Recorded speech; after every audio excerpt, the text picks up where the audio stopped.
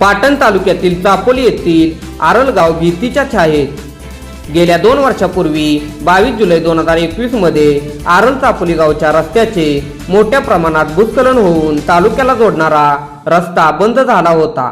पंचनामा न्यूजने त्यावेळी आरल चापोली गावच्या हिताचा आवाज उठवून प्रशासनाला जागे केले होते. त्यानंतर भूस्खलनच्या ठिकाणावरून पायी वाट प्रशासनाने करून दिली होती.